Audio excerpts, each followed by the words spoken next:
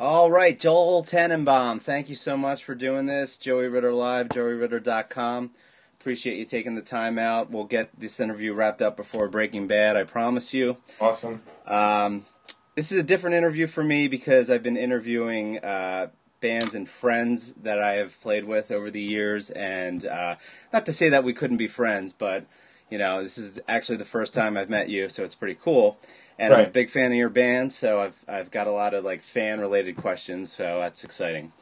So how I got into Plow United, when I was 17 years old, I had a horrible breakup, like typical 17-year-old breakup.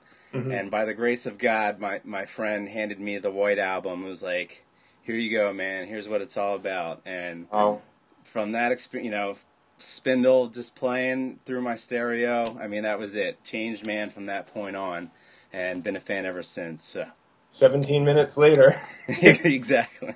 Cool. Yeah, wow, that's always great. I mean, in all seriousness, it's really gratifying when people say things like that and tell us stuff like that. Yeah, I mean, that literally is the best breakup album. I don't know if that's what you intended, when you wrote the album, but that album has the best breakup songs and chick songs, and and I hate to use this as a reference point, but that to me was emo music. Mm-hmm. And emo in the sense that you relate to it, the lyrics are real relatable, but when Brian kind of was screaming those lyrics, they weren't like BS screams. They you felt like he was really feeling the pain of the chick breaking up with him and stuff. So right.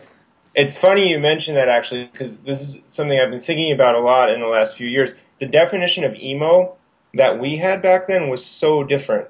Right. And it referred to bands like Moss Icon or Ordination of Aaron, or bands like Seisha, where in some cases the singer would literally be rolling around on the ground screaming, and the people in the band were clearly had sort of their entree to this kind of music, had clearly been through sick of it all or whatever, and then they decided they heard the Right to Spring album and decided they're going to kind of take it to that level. That's what emo meant back then. And I think it's difficult to pinpoint, but I think it was with bands like Sensefield and Texas Is the Reason that the meaning started to shift into its contemporary meaning, which, as far as I can tell, is I don't even know. What do people say when people say emo now? What do they mean? Well, I didn't even know emo was a term back in the times that you're talking about. For me, it was My Chemical Romance, which is mid-2000s. That's just the whole, mascara, makeup, and that's what I think of when I think emo. And I mean, there's some great emo music, but, the whole,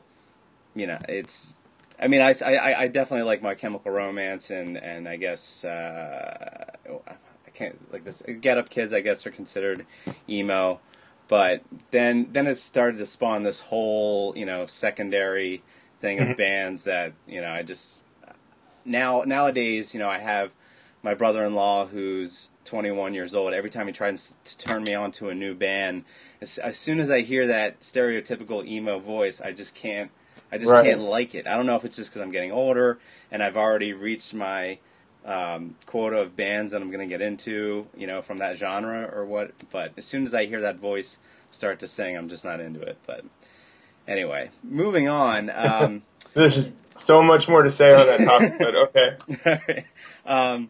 So you got a new album coming out called Marching Band, and I'm very excited. Have you guys completed all the tracking for that album? Yeah, it is basically sitting around waiting to be mixed right now by John Drew, another Jumpstart label mate from All Eyes West, who I am personally excited about because he recorded the first two Fucked Up albums. Nice. Or maybe not. Chemistry of Common Life and the one right before that. And those are, to me, just incredible sounding records. So that's something we're all excited about. He's going to mix it. There's another guy that's going to master it, whose name escapes me at the moment, and hopefully the goal is to have it out by January or February. Great. So what was the idea behind the title Marching Band? The short answer is we were all in marching band in high school, and in some respects that's how we met and got to know each other. But it has other layers of meaning. We're all about the layers, and we hope that people will pick up on that when they hear the record. Right. So that actually makes a lot of sense that you were in marching band because I'm a bass player myself, and you play with your fingers, and that's a rare thing for bass players in punk rock. Yeah. So it kind of leads me to believe that you were I don't want to say classically trained musician, but you understood how to read music before you picked up and started playing punk rock. We all did, but I mean, first of all, I should say, like, I am a shadow of the musician that Brian and Sean are. Like, those guys are like musicians, and that was just as true back then.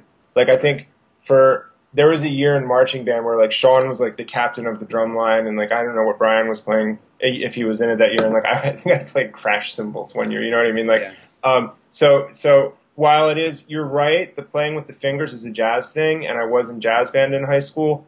Like I would.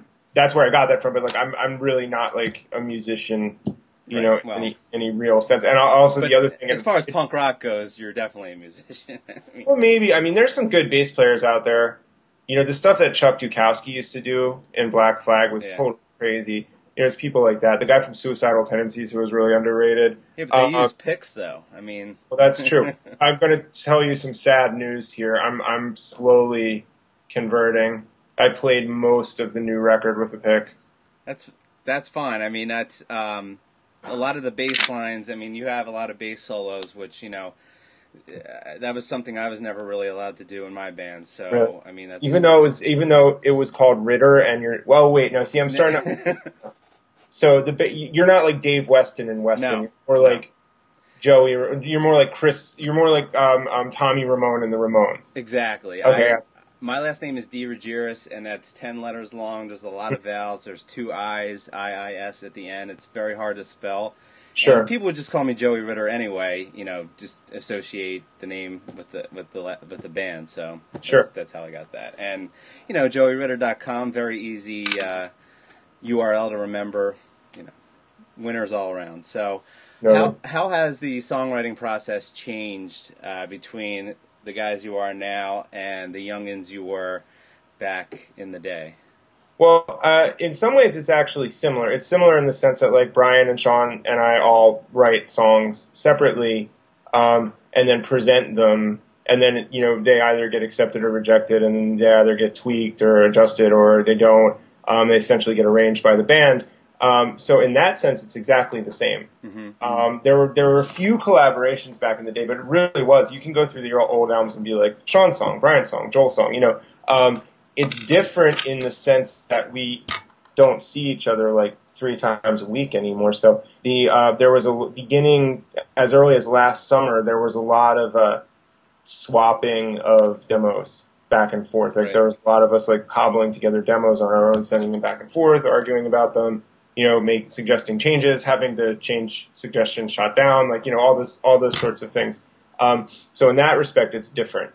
Right. There's a lot of long distance travel, and it's really different in the sense that you still don't really know how things are going to sound until you're playing in a room together. But for us, that was, that happened for the first time, basically 2 weeks before we went to the recording studio. And that makes a big difference, I think, when you write songs and then maybe you play them out for a year and things kind of change, those songs sound different than the ones that you kind of got together 2 weeks before you go into the studio. I mean, like it or not, your record's going to kind of sound different than the songs you've been playing out for a while. Sure, of course. Did you write a lot of stuff like in the studio?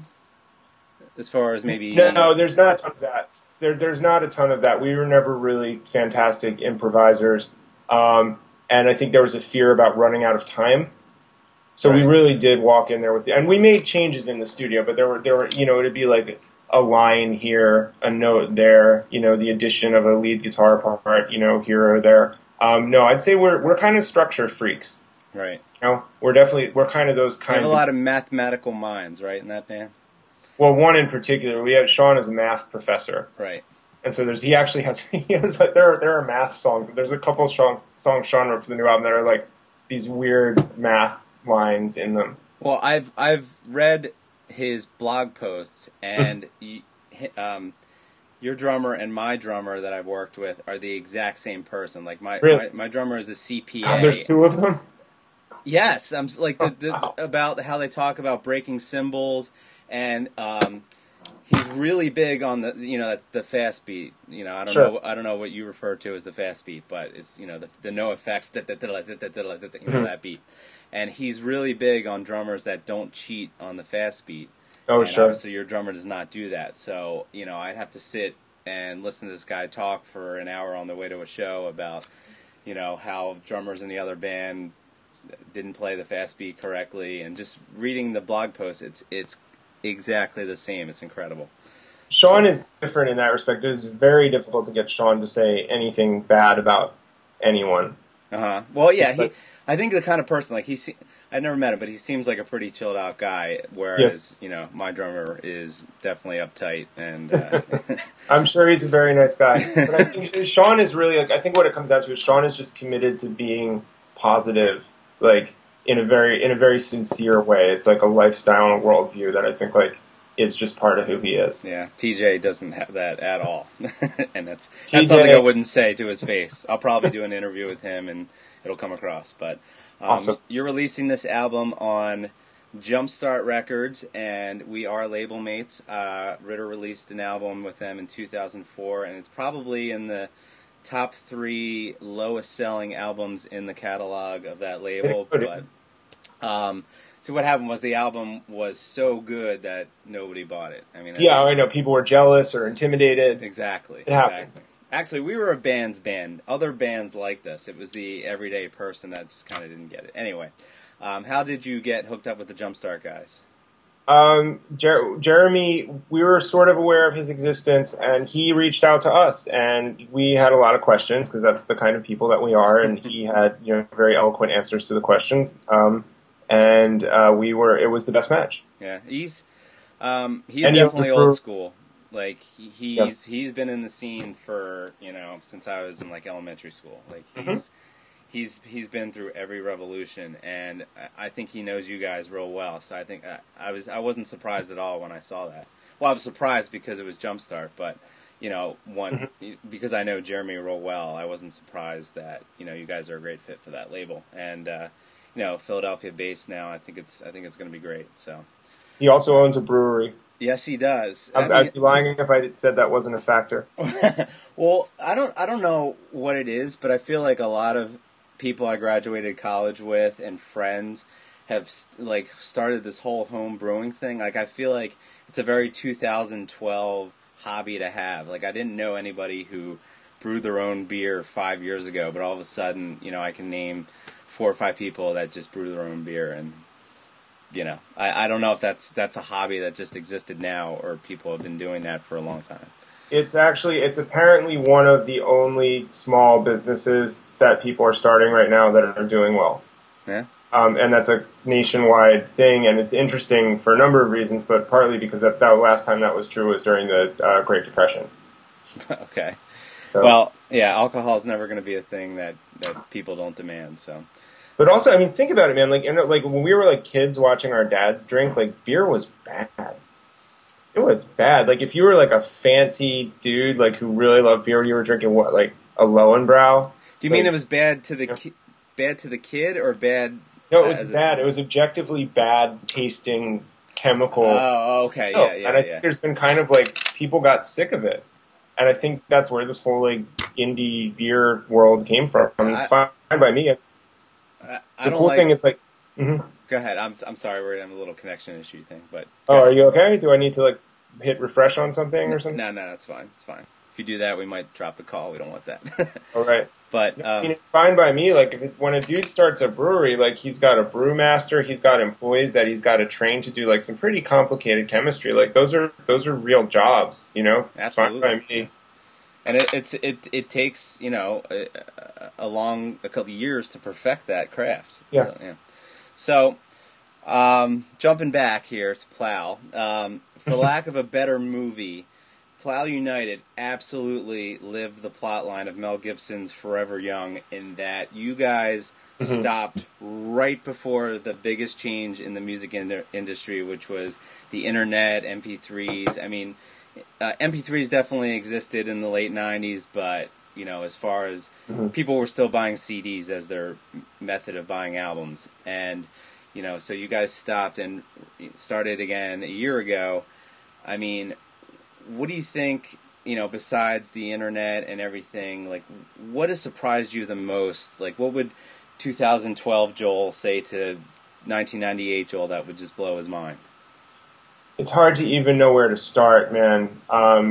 So I guess I'll start by saying that it's been weird stepping back into this whole debate about the ethics and efficacy of file sharing. Mm-hmm. It's 100% clear to me, though, that the fact that people still care about this band, and arguably more people care about than ever, is very much tied in with that rise of file sharing. And it would be very hypocritical for us to then start complaining about it every time someone throws up a media fire of the retrospective or whatever. Right. And it's funny, interacting with people on these social media platforms, like through the band.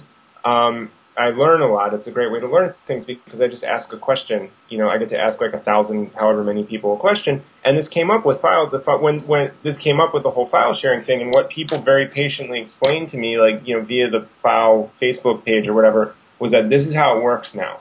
People check out music by file sharing, and in the punk scene anyway, if they like something and they care about it, they sort of feel honor bound, to contribute somehow, to go see a show or to buy a record or a t-shirt or just, in general be supportive of the band. That's the system. And it really is foolish and short-sighted for bands to like run around frantically trying to like sue and block people out of, putting their records on the internet. Right. And I agree with that just because I'm guilty of, and Jeremy, just to go back to him, he claims to have never downloaded a free MP3. I don't believe that for a second, but anyway, I know that I've done it, and, but I feel like the generation where I came from was, where that was real big, and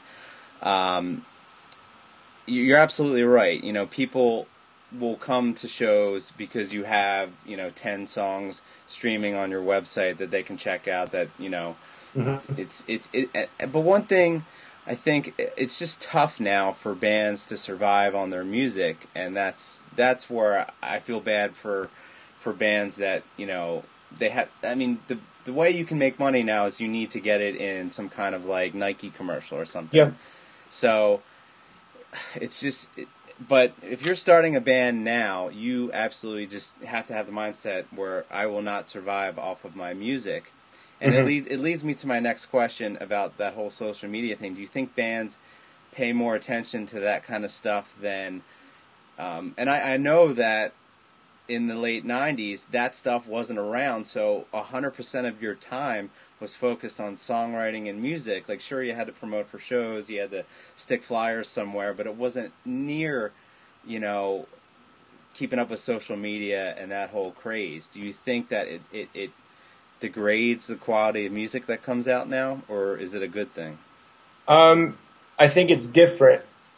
I don't know if I'm qualified to say whether it's better or worse, but I will say this, what's happened is the role of the record label has kind of gotten much smaller. Mm-hmm. So all the things that you're describing are things that would have in the 90s, I guess, theoretically been handled by someone other than the band. But the DIY culture that I came up in would have approved of that, as far as I can tell, because the idea was that the band was supposed to take control of its own existence as much as possible, and that means doing a lot of things that aren't directly related to, like, playing your bass. Absolutely.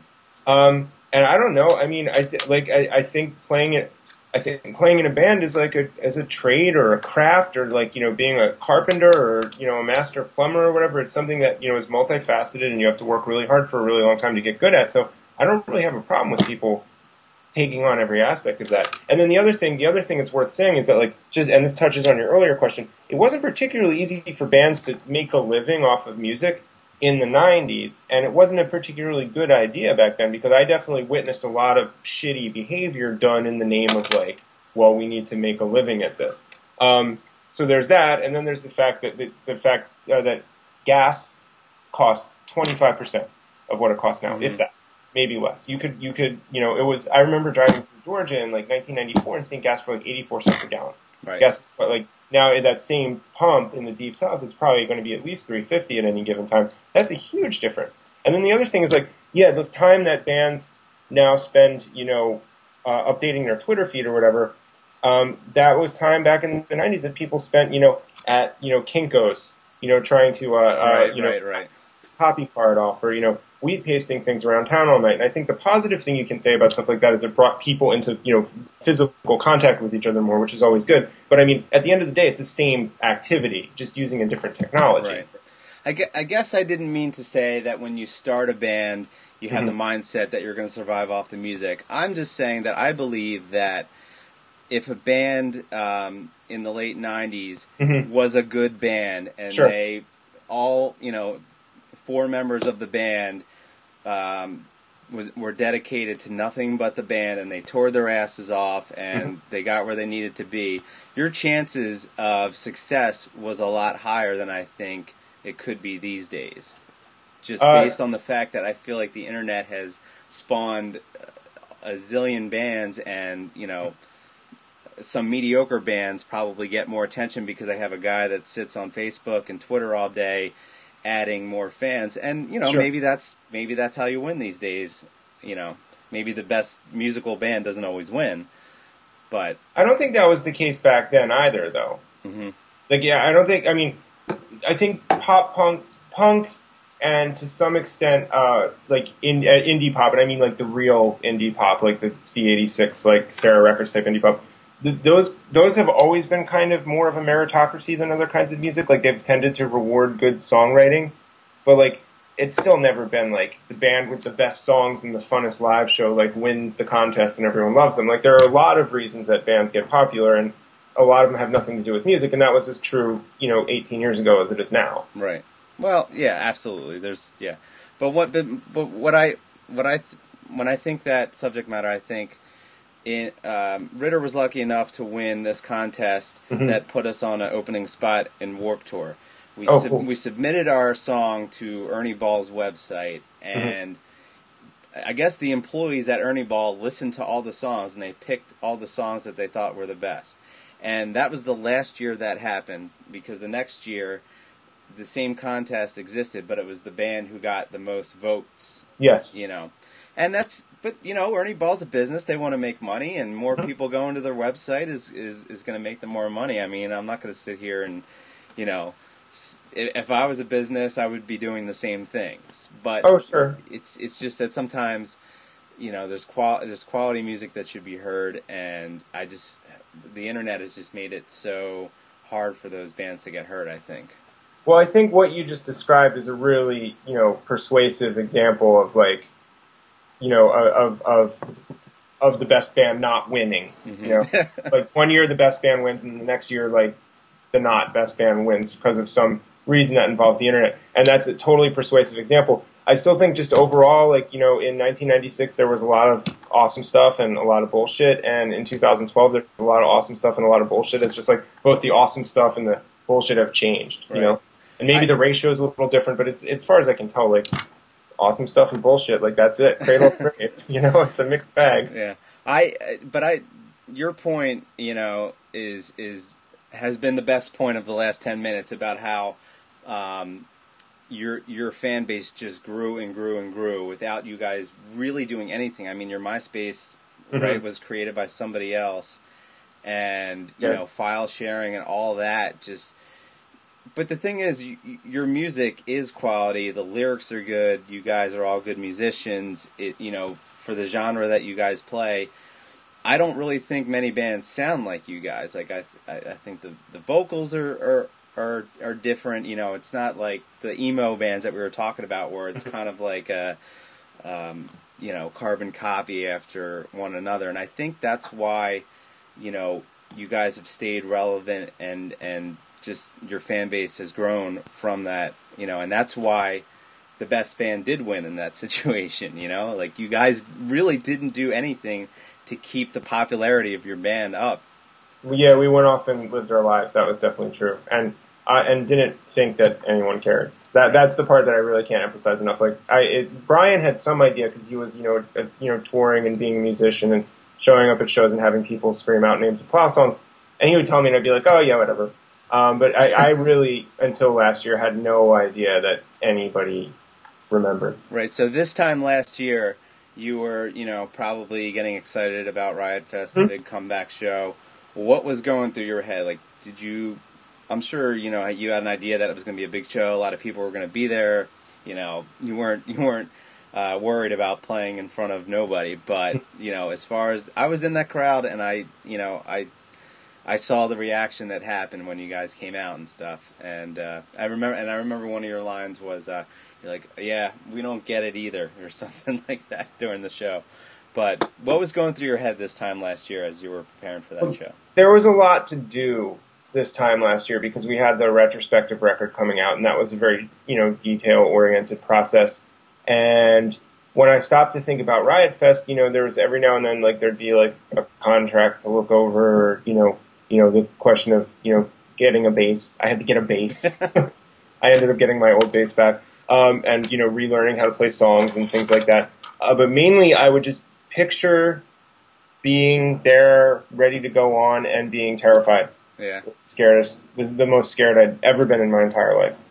That's what I was thinking this time last year. Right. Well, and you can practice and practice and practice, but once you hit the stage, nothing that you prepared yourself for takes place.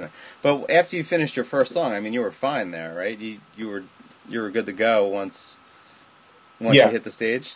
Well, part of it, I mean, obviously there's, this, you're a musician, there's the adrenaline thing. Mm-hmm. Adrenaline is definitely your friend and your enemy. It's right before you walk on stage, it's your mortal enemy, and then like after the first song, it's your friend. Right. And the sound was, at least the monitor sound was excellent. I don't know what the sound was like in the crowd. And the staff, like the people whose job it was to like move the risers around and tell us, when to go and when to stop, like those people were great. Pat Leniver, who is, I guess, the stage manager for, I'm not sure if it's for Live Nation in general or just for Festival Pier, but I mean Live Nation in Philly. That guy is a champ. And it was guys like that were a big part of the reason that like we did fine. We also had, our, friends and loved ones backstage, telling us like, no, it's going to be okay. Like, and if someone says it enough, you kind of believe it. And sure. Behold, it was. Yeah. I'm jumping time periods here, but I have to bring this up. So my freshman year of college, I actually wrote you an email, and it was because it was that time period where I was really getting in the plow, and you guys had just broken up, and I never saw you guys live, and I didn't know what the whole story of why you broke up, and so I emailed you. It was something to the effect of, "Hey, I love your band. You guys ever going to get back together? Blah blah blah." And you were kind enough to write back, and the only line I remember from what you wrote back was, "Well, Joe, the odds of Plow getting back together, other than for a game of touch football." I remember that email. That's what I remember from the email, and I remember thinking like, well, he was so specific about touch football. Like, did they? We never actually played touch football. it just at the time you were typing back the email, that's what came to your head, and you just inserted the touch football, or yeah, I think I was living in England when I got that email. Okay. And I specifically remember typing it. Like, I can remember my desk and my chair and the computer I had at the time. It was like an IBM ThinkPad or whatever. And I think I threw a quote from a Charles Manson song in there too. And I was trying. Now it's coming back. Yeah, I can't believe you remember that. By the way. Well, it didn't happen. Was it Charles Manson? Because now I remember thinking like, wow, the quote made sense, but it was from Charles Manson, and that was way over. Like I wasn't smart enough back then to handle that kind of thing. But so speaking of intelligence, I can tell by your tweets and just by this conversation that you pen a lot of the lyrics for Plow. I'd say about half, probably. Okay, now did you write the lyrics to Spindle? I did. I wrote the lyrics to Spindle when I was about 18 years old. That's awesome because obviously Brian sings the song, so you just assume that he writes those lyrics and stuff. Mm-hmm. So all those years I've been thinking, and I actually I got a picture with him at Riot Fest, and awesome. Because I said that album helped me get through a tough time, and I remember saying like, oh, if I run into one of those dudes at Riot Fest, I'm going to be like, thank you for writing Spindle, it's such a great song, and it was basically like, hey man, you want to get a picture? Good meeting you, take care. Like, it was nothing like, what I imagined. So I'm going to say right now, Thank you for writing the lyrics to Spindle. Great lyrics. You're welcome. But another good fact was Dustbin of History was the first online music purchase I ever made. I didn't have a credit card back then, and I had to ask some girl for a credit card, and I gave her the cash for it, and she ordered it online, and off like CD Now or something like that. Wherever, yeah. So probably CD Now, but so the song Pearl Jam. Do you still feel the same way about Pearl Jam now? I still don't like Pearl Jam, but I mean, this is the thing. Like that was so Spindle was 18, Pearl Jam was 17, so it's getting even more little kid like. And I think at the time it was we saw ourselves as punk, although we a year beforehand had no idea about anything. But back then, I guess the time you sort of exaggerate the time spans and build this personal mythology. And the popular bands at our school, the kids that the kids who played football and threw me into lockers and things like that, like Pearl Jam and Nirvana. Mm-hmm. And so, of course, that was bad.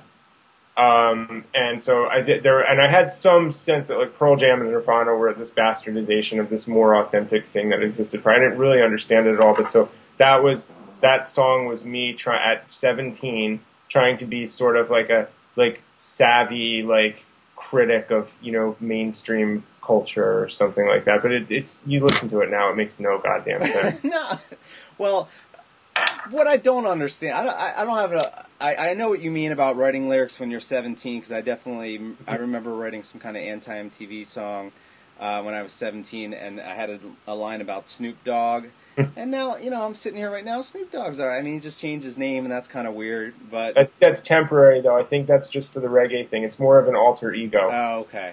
Yeah. So I think Snoop Dogg still exists. He's just taking a break to be Snoop Lion. But all that time where he was in the movies and did Saturday Night Live, and he's a funny guy, I have nothing against the guy. So I just wanted to know if, as time passed, maybe you had a different opinion about Pearl Jam, because I know what why the song was written, but but one thing I don't understand is so when you were 17 and Nirvana came on for the first time, that didn't just kind of blow you away musically? Well, I think I liked the Nirvana album. Mm-hmm. And I remember Brian bought the last one that had come out before that, the one with the Shocking Blue cover on it, and I remember I really liked that, but I heard it afterwards. But there was something about Pearl Jam and Soundgarden and Mother Love Bone and stuff like that just offended me. I think it was the sort of bluesy, dirgy nature of it, and the way the singers would just sort of say syllables and drag them out oh yeah, here.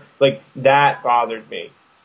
In Nirvana, I saw pop song structure, and I knew that was what I liked. And Pearl Jam and all that stuff just seemed like it was much more Led Zeppelin or something. Yeah. Of course, when I was 14, I had every Led Zeppelin album and loved them. But again, high school, what can you do? See, I mean, the reason I'm into Pearl Jam and Nirvana is that's what kind of got me out of rap and what my sister was listening to. Sure. And so that was kind of my gateway to when Green Day came out, and then, the rest is history. Yeah, but you're how old? I am 30 years. I'll be 31 tomorrow. Okay, so you're about 5 years younger than me, 5.5 years younger than me. So if I do math in my head, I can figure out what my equivalent of that was. I was in 5th grade when Pearl Jam and Nirvana were... Yeah, see, that's when I was starting to go out of... So you went from hip-hop, commercial, Power 99. Yeah, Boys to Men, yeah. Okay, R&B, so more R&B. And you went from that to Pearl Jam, Nirvana, etc. Right. I went from earlier commercial hip-hop, Run DMC, the Fat Boys, to, hair metal. Right. Around that same age, and I consider that a downgrade. Well, and to be honest, honestly, I think if you make me listen, if you're listen to Boys to Men or listen to Pearl Jam, I'm totally gonna pick Boys to Men, dude. I'm not even. Well, one point that was good that I remember watching some kind of behind the music or when hair metal died, and they said, I don't know, it might have been Sebastian Bach or somebody who was we're singing about partying and getting chicks and having a good time, and then all of a sudden grunge comes in. And it's all depressing, and that's actually a really good point. all the songs were fun and all that, and then all of a sudden, early '90s, everything was just so depressing. But again, fifth grade, you don't analyze lyrical content. You're just like, oh, these guys rock. Eddie Vedder's jumping off the stage. That's cool. I want to do that too. So that's what I was seeing at the time. So no, it makes sense, and I don't know. Maybe I think it was more, honestly, it was more of a musical issue, and I still have it. Like, when I hear Pearl Jam songs, I'm like, no, I still don't like the way it sounds, but that's pretty subjective. Yeah. All right, we do a crazy segment here on JoeyRitter.com called Turn It Off or Turn It Up, where I name 5 songs, and simply you tell me if you turn it off or turn it up. Now, does my answer affect the following question? Because that would be really interesting. But either way, it's going to be interesting. Wait. I didn't get that. So, is it a fixed 5 songs that you're going to name? Yeah, I have 5 songs written down right here that I'm just going to spit out. And you can either just give me the turn it off or turn it up, or we can discuss the song, whatever you like to do. My first couple interviews, I wanted to do like the speed round. But everybody seems to just say, well, I like that song, reminds me of this, but it's over, so here we go. I'll try to keep a reasonable clip. Okay. Too Legit to Quit, MC Hammer. Turn it off. Turn it off, all right. Sultans of Swing, Dire Straits. Turn it off and throw it out a window. Oh, no. Wait, can I discuss that? I should just respect the person I'm interviewing, but I need to know why. I associate Dire Straits, and I think I had a Dire Straits tape when I was 10 years old, with that god-awful, animated video. Right. Money for Nothing, yeah. At the end of the day, but this is what it's about, long, bad guitar solos. That's why I don't like Dire Straits. I don't like bands that make me listen to long, boring, bad guitar solos. Gotcha. All right. Where they're not even doing anything that crazy. It's just like, I'm supposed to be really impressed by, which blues lick they choose to play and hold for 10 seconds that. Speaking of playing with fingers, he does do all that stuff with fingers, and that's a rarity too. So anyway, I'm not going to try to sell you Dire Straits. Fair enough. We can agree to disagree. Power of Love, Huey Lewis. Turn it way up. Nice. That's Back to the Future. Right. That's what I associate that song with. Right. That's my Back to the Future poster right there. Party in the USA, Miley Cyrus. Turn it up, but not as much as I would suggest turning it up if it was that Call Me Maybe song, or most Katy Perry songs, or that Nicki Minaj song Super Bass, which is amazing. Yeah, I'm glad I got a DIY punk rock guy to admit that he likes those songs. That shouldn't be that hard, man. Right. Who knows? And the last one is I Touch Myself by the Divinyls. Turn it up. Nice. Good song. All right. You have 10 more, because I could totally do this for another 10. Now you're putting me on the spot. I gotta write stuff down. I can give you ones that I did already. Okay. All right. Actually, Smells Like Teen Spirit was one, and Call Me Maybe was one. Okay. Turn both of those up. Celebrate Good Times, Cool in the Gang.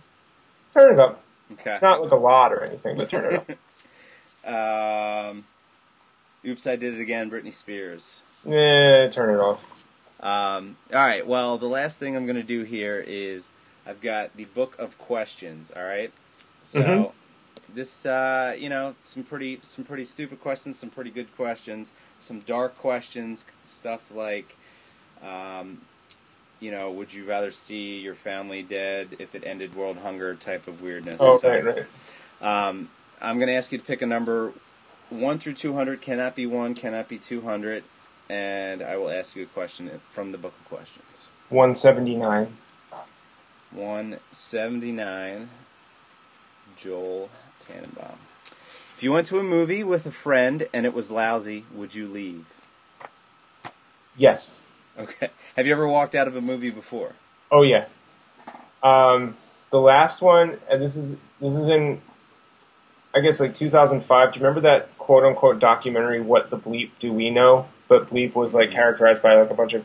So it was this terrible, terrible documentary made by hippies from Portland, where they were using sort of a bunch of simulated footage to pose all these questions about how we don't, is reality really real or whatever. And this actually covers the question, because I was with a good friend of mine at the time, and I was like, can we just leave? And she was like, yes, and we just got up and walked out, I'd say about 20 minutes into the film.